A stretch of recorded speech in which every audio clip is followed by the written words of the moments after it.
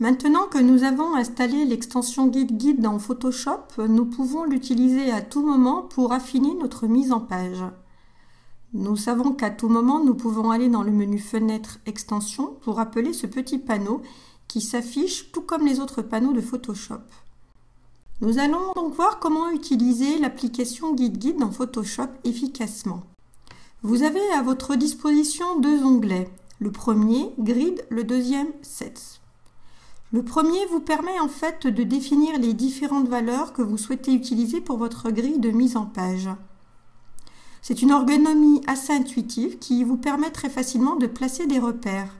Effectivement, sur la première partie, par exemple, vous pouvez définir la partie supérieure et inférieure de votre page. Vous pouvez également définir les marges gauche et droite de la page. Vous pouvez également entrer le nombre de colonnes, le nombre de lignes si vous le souhaitez. Vous pourriez également, si vous le vouliez, obtenir des largeurs de colonnes ou des hauteurs de lignes. Et bien entendu, ensuite définir vos largeurs de gouttières. Chaque zone n'est pas obligatoirement renseignée. Libre à vous de choisir comment vous voulez organiser votre mise en page. Quand vous avez entré les différentes valeurs associées à votre grille de mise en page, vous cliquez sur le bouton GG situé en bas du panneau qui va vous permettre d'ajouter automatiquement vos repères.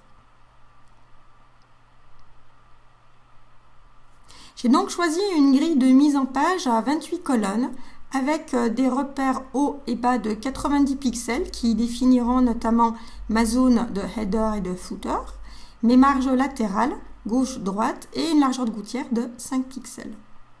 Si je veux ensuite ajouter de nouveaux réglages, je peux à tout moment effacer ces premiers réglages, entrer d'autres valeurs et les ajouter aux repères déjà existants.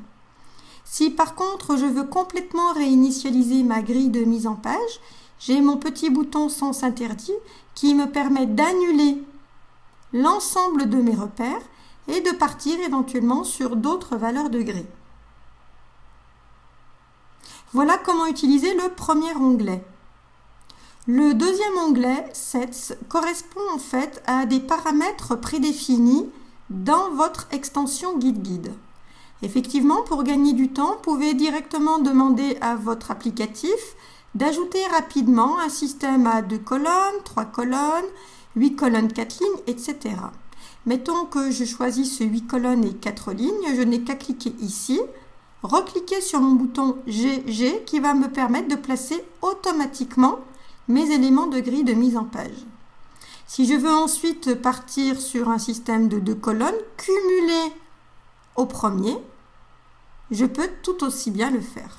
Si je veux complètement réinitialiser, je reclique sur mon sens interdit et je peux donc repartir, si je le souhaite, sur un autre modèle de grille de mise en page.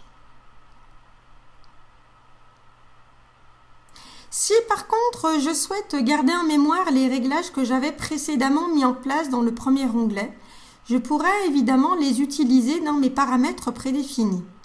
Pour réaliser cette opération, lorsque je reviens à mon premier onglet, avec mes réglages déjà enregistrés, toujours sur la partie inférieure de mon panneau, j'ai à ma disposition le petit plus qui s'appelle New Guide Set. Il va donc me permettre d'ajouter ce premier réglage et de le nommer. Je vais donc l'appeler 28 colonnes. Je valide.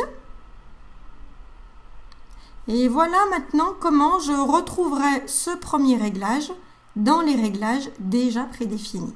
Il me suffira donc à tout moment pour chacune de mes maquettes de le sélectionner et de l'activer pour le mettre en place automatiquement sur chacune de mes maquettes.